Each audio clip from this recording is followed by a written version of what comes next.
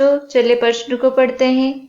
प्रश्न है, जंतु कोशिकाएं अत्यधिक ग्लूकोज युक्त संवर्धन माध्यम में निलंबित है। नीचे दिया गया ग्राफ विभिन्न वृद्धि अवस्थाओं के अंतर्गत ग्लूकोज के उपयोग को दर्शाता है। ग्राफ में ए, बी एवं सी दर्शाते हैं। ए विकल्प है अनोक्सी श्वसन, बी विकल्प है संवर्धन माध्यम में O2 का प्रवेश, सी ऑक्सीशोषण। फिर बी विकल्प है, बी विकल्प में ए है ऑक्सीशोषण, बी संवर्धन माध्यम में CO2 का प्रवेश, सी अनॉक्सीशोषण। सी विकल्प में ए है ऑक्सीशोषण, बी कार्बनिक ट्राइफॉस्फेट की आपूर्ति, सी ऑक्सीशोषण। डी विकल्प में है ए ऑक्सीशोषण, बी संवर्धन माध्यम में CO2 का प्रवेश और सी अनॉक्सीशोषण। सबसे पहले हम मुख्य अवधारणा को समझते हैं। मुख्य अवधारणा है श्वसन की। श्वसन जो होता है पादपों में और जंतु कोशिकाओं में समान होता है। श्वसन अन्य जीवों को जीवित रहने के लिए श्वसन करते हैं। जो सभी जीव होते हैं, जीवों को जीवित रहने के लिए जो है श्वसन की आवश्यकता होती है। ये वायु से O2 को अंदर लेते हैं। वायु से O2 यानी ऑक्सीजन को ग्रहण करते हैं और CO2 को निर्मुक्त करते हैं। CO2 यानी कार्बन डाइऑक्साइड को निर्मुक्त करते हैं। ये प्रक्रम रात्रि के समय करते हैं। जो ये प्रक्रम चलता रहता है, ये क्रिया जो चलती रहती है, ये कब होती है? रात्रि के समय होती है। इसके विपरीत दिन में CO2 ग्रहण करते हैं। दिन में CO2 ग्रहण करते हैं, जबकि प्रकाश संश्लेषण के लिए तथा O2 को निर्मुक्त करते हैं। जब प्रकाश संश्लेषण करते हैं तो O2 को यानी ऑक्सीजन को निर्मुक्त कर देते हैं। दिन में रात के समय का उल्टा करते हैं। इसकी कोशिकाओं में O2 का उपयोग कर CO2 जो कोशिकाएं होती हैं, कोशिकाओं में O2 का उपयोग कर CO2 तथा जल में विखंडित हो जाता है। CO2 जल में विखंडित हो जाता है, जिससे ये प्रक्रिया बनती है ग्लूकोज जब ऑक्सीजन की उपस्थिति में ऑक्सीजन की उपस्थिति में CO2 कार्बन डाइऑक्साइड से जल में विखंडित होता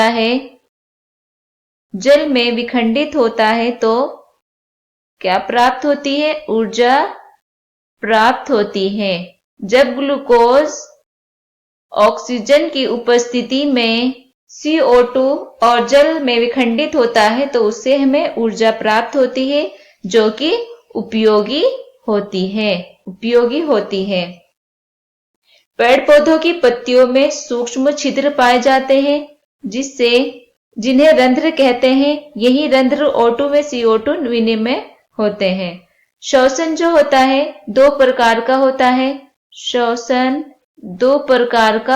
है। नंबर 1 है ऑक्सीशोषण, नंबर 2 है अनॉक्सीशोषण। ऑक्सीशोषण में जो जीव इस प्रकार का शोषण करते हैं उन्हें वायवीय जीव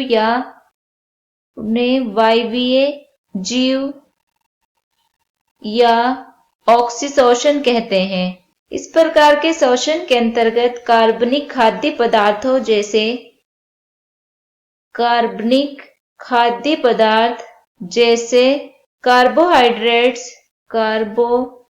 कार्बोहाइड्रेट्स, प्रोटीन्स एवं लिपिड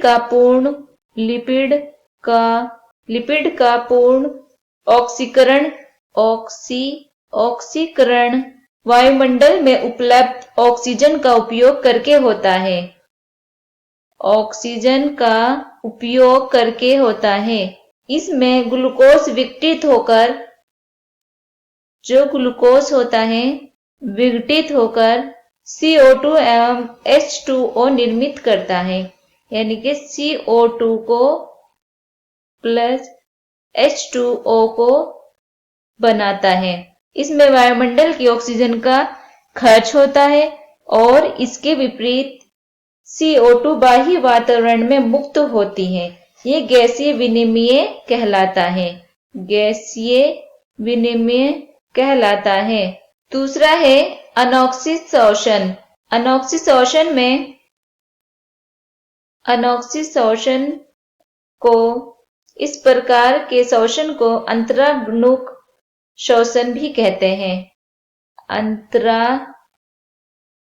अनॉक्सिशोषण को अंतरागुणक शोषण भी कहते हैं। इस प्रकार का शोषण अवायवीय जीव करते हैं। जीव जो इस प्रकार का शोषण होता है उसे अवायवीय जीव करते हैं। इसके अंतर्गत पोषक भोज्य पदार्थों का ऑक्सीकरण, पोषक भोज्य पदार्थों का ऑक्सीकरण होता है। ऑक्सीजन के अभाव में आंशिक रूप से CO2 एवं सरल कार्बनिक पदार्थों, CO2 सरल कार्बनिक पदार्थ, अल्कोहल, लैक्टिक अम्ल, सरल जो कार्बनिक पदार्थ जैसे अल्कोहल या लैक्टिक अम्ल में होता है। इस प्रकार का शोषण विशेषकर जंतु ऊतकों, निम्न कोटि के जंतुओं, सूक्ष्म जीवों, परजीवियों, जीवाणुओं एवं मिश्र बीजों या संग्रहित बीजों, फलों की पत्तियों, कवक आदि में होता है। इन्हें अवायवीय जीव कहते हैं। अवायवीय शोषण का अंतिम उत्पाद जो होता है कार्बन डाइऑक्साइड व अल्कोहल होता है, यानी कि CO2 व अल्कोहल होता है। इस प्रकार जो प्रश्न में पूछा गया है कि जंतु कोशिकाएं अत्यधिक ग्लूकोज युक्त संवर्धन माध्यम में निलंबित है, तो प्रश्न में विकल्प ए है अनॉक्सिशोषण, बी संवर्धन माध्यम में O2 का प्रवेश, सी ऑक्सिशोषण। तो ये विकल्प क्या है? ये विकल्प गलत है, क्योंकि पहले ऑक्सिशोषण होता है। बी विकल्प है ऑक्सिशोषण, संवर्धन माध्यम में CO2 का प्रवेश, और सी है अनॉक्सिशोषण। तो ये विकल्प सही है। जो प्रश्न में पूछा है कि ग्लूकोज युक्त संवर्धन माध्यम में होता है, तो वो ऑक्सिशोषण में होता है। ग्लूकोज जब ऑक्सीजन की उपस्थिति में CO2 जलीखंडित होकर जो ऊर्जा बनाते हैं, या ATP ऊर्जा जो होती है वो ATP होती है, ATP के रूप में बनती है।